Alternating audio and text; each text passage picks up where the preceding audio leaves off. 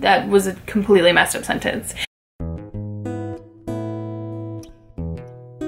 Hi guys, I'm Amy. Welcome back to my channel. I've read some books, so I figured we could chat about them. So if you're interested, then keep watching. I have 6 books to share with you guys. I have DNF'd one of them, and we will go ahead and start with that one. And this is a very, very big disappointment for me because I had really high hopes for this book, and my husband really, really wanted me to read it and like it, and it didn't work for me. And that was Ready Player One by Ernest Cline. I'm not really gonna go into the plot about this because I think most of you know it's about a world in the future. Well, it's our world in the future in which there is this oasis or alternate reality, virtual reality type of situation that most people interact in, and there's this Easter egg, and whoever finds it gets lots and lots of money. And I could not get on board with this book even a little bit. The first 120 pages is just info dump, and I was just incredibly bored, and I don't have a thing for the 80s. If you have a thing for the 80s, I think you'll really like this book, but I didn't enjoy Wade as a character. I didn't find really much of merit in this book, to be entirely honest with you. I didn't think Cline's writing was anything special. At other times, really boring and just blah and unoriginal, even though a lot of people would say this book is original. But unfortunately, I got about halfway through and just decided to call it a day because it wasn't working for me. So a 1 out of 5 star because I did DNF it, but I recognize that I am one of the few people on this planet, seemingly, that didn't enjoy this book. The next book that I have to chat with you guys about is a book that I mentioned in my recent radar reads, and this is a historical fiction pick, and that is The Passion of Artemisia by Susan Vreeland. This is a novelization of the life of Artemisia Gentileschi. I apologize, a horrible pronunciation. And she was a post-Renaissance painter who, as a female, was one of the very, very few during her lifetime to actually gain fame and recognition. She knew Galileo personally, and that was probably my favorite aspect of this book, was the people she came into contact with. And this book had a ton of potential because it covers a good chunk of her life. You start at the beginning when she's 18 years old, and there's a public trial for the fact that she was raped by her painting teacher, and it put her through a horrible, horrible ordeal and resulted in her ultimately leaving Rome to marry a man in Florence. And this is about her trying to cope with that rape and how her society responded to it, and her painting, and her being a wife and then a mother, and the struggles she has to balance those things. And Artemisia is a very unlikable character. She doesn't always make super awesome decisions. She's not a perfect mother. She's not a perfect wife. And you would think that would make for a really, really great combination, but I just found this book to be a miss because in a lot of ways, I found Artemisia to be very stuck, and she didn't develop largely, and the ending I found to be insanely abrupt and very I just felt like I was left hanging. I felt like there was so much more to explore and we just didn't get there. So unfortunately, I would say this was a 2 out of 5 read for me, maybe a 3, like a weak 3, but this is the second Susan Vreeland that I've attempted, and I didn't really like either one of them, so I probably won't be reading any more of her works in the future, but I figured I'd give her a second shot, and she's just not for me. I also have a middle grade book to share with you guys. This is a book that I hauled a little while back before my husband and I sold our house, and that is Snow and Rose by Emily Winfield Martin.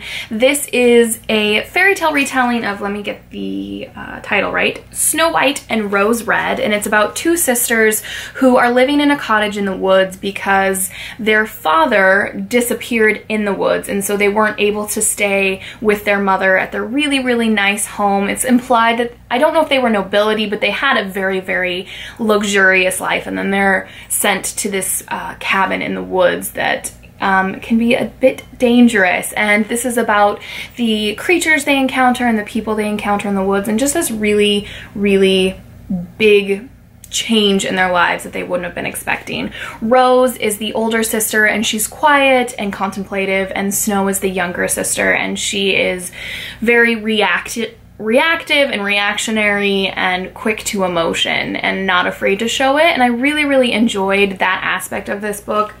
This book is also illustrated by the author, and I found the publication of this book to just be really, really stunning.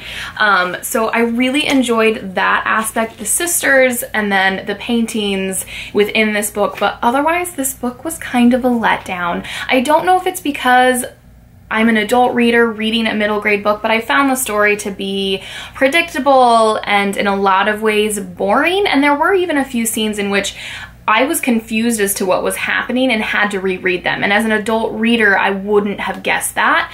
But I would say a 3 out of 5 star rating because I did really enjoy the sisters' relationship in this book. And again, the illustrations are absolutely stunning. This book is beautiful, probably one of the most beautiful books that I own personally. And if you're interested in this type of book, I think it's totally worth a shot. If you like fairy tales, if you like books that are as beautiful as this with the illustrations, then you could really enjoy it. I was disappointed by it. I was hoping for a little bit more out of this story and didn't get it. But that's Snow and Rose. This next book is a book that is very often discussed on BookTube, especially in the past, and I finally decided to give this book a shot, and that is Uprooted by Naomi Novik. And this supposedly is a Beauty and the Beast retelling. Frankly, I don't see it, and I think it's a big stretch for anybody to say that. And this is about a girl named Agnieszka. I'm doing my best with the pronunciation, guys. And she lives in this village, in this valley in which there's the wood all around them. And this wood is very sinister and evil and has a mind of its own, and it'll kidnap people and infest things. And there's this wizard they call the dragon who protects them from the wood. And every 10 years, he takes a girl to his castle for what they really don't know. And everyone expects one year that it's going to be Agnieszka's best friend, Cassia, but in actuality, he picks Agnieszka.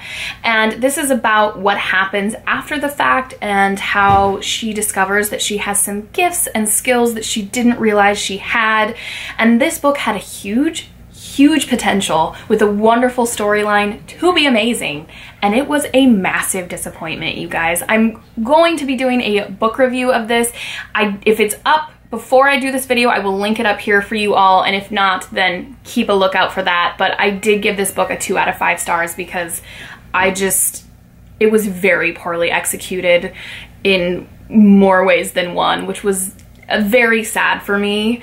But yeah, unfortunately not a book that lived up to the hype for me. Another book that I decided to pick up after reading Big Magic by Elizabeth Gilbert, which is a nonfiction book, is a book that she discussed in Big Magic, a novel, and that is The Signature of All Things, obviously, by Elizabeth Gilbert. And this is about a woman's life. Her name is Alma Whitaker, and she's born in 1800 to a very, very well-to-do family of her father, with her father being a self-made man, specifically in botany and that realm of things. And this is about her life as a scientist herself and loving the natural world and everything in it and experiencing things in ways that most children don't. You literally follow her entire life from the time she is born until her death in this book, and a lot happens in these pages. But let me tell you what, guys, Gilbert can write.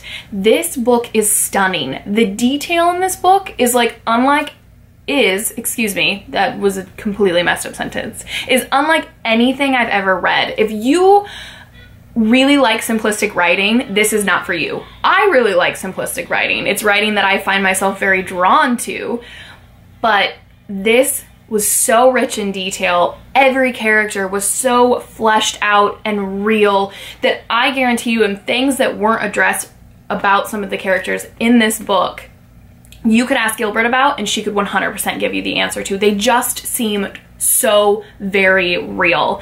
And this book just captures Alma's life, which is very atypical for a woman in her time, and with a very pragmatic, practical Dutch mother and a very stern, go-get-em, crass father, and also meeting a man who is very in touch with the mystical and the magical and the otherworldly, and how Alma deals with that. And this book is beautiful.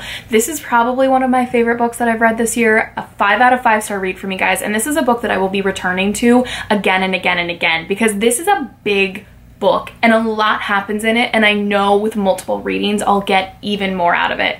If you're looking for a book that you can really sink your teeth into, which this book is going to look at life and why we're here and what our purpose is and how we interact in our worlds and how our different backgrounds affect us, this book is 100% for you. I adored it, and the little bits of big magic from the book that I mentioned before that she's published, you can see the big magic in this, and I loved it so very much. Elizabeth Gilbert is quickly becoming one of my favorite authors, and I'm excited to read more of her works. The last book I'm going to share with you all was a wonderful summer read that I had the privilege to buddy read with April from Getting Hygge With It, and that is The Trouble with Goats and Sheep by Joanna Cannon. You really can't see the cover because the title is like imprinted into the binding. It's a naked hardback, and this book was a blast. This was a bit of a booktube darling last year, specifically around the summertime, by a lot of big name booktubers, and it was a book I was really excited to read, and when April hauled it I was like, oh, I want to read that book so bad, and we decided to read it together. This is a story about two little girls who live in a neighborhood, and a neighbor of theirs goes missing, Mrs. Creasy, and they decide they're going to find out what happens to her. And I absolutely recommend going into this book knowing as little as possible, because so much happens in these pages with really profound discussions coming from a place of innocence in these girls. I adore stories that are from the point of view of young girls or young children in general. I just find them to be very touching, and the view children have on the world really opens up your eyes as an adult to some of the really odd things that we put up with and that occur in our world, and horrible things that occur in our world. And I love that discussion. You also get to know the neighbors in this neighborhood that they live in, and it's a little bit of a whodunit. You get to see some of the past, and you also get to see a really sweet relationship between these two girls. They're 10 years old, and this was a really fun read. I had a great time reading it with April. A 4 out of 5 star read for me. I have not read many books like this, these whodunit type of books, but there's more to this book than just that. This is more than a crime book.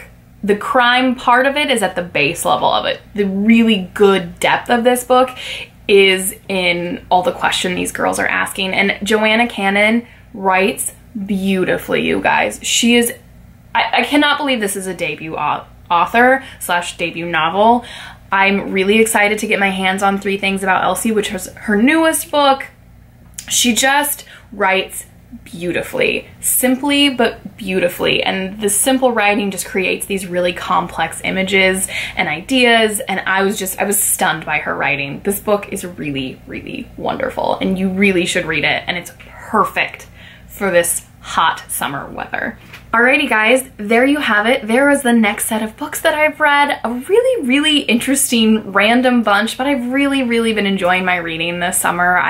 It's bringing me a lot of joy, which is the point of reading, am I right? But let me know if you guys have read any of these books or plan on reading any of them, or if you have any great summer recommendations for me, as it's getting very hot here where I live and I'm craving a good summer read, and I love hearing from you all. But if you guys like this video, please like it, and if you loved it, please subscribe, and we'll see you in my next video.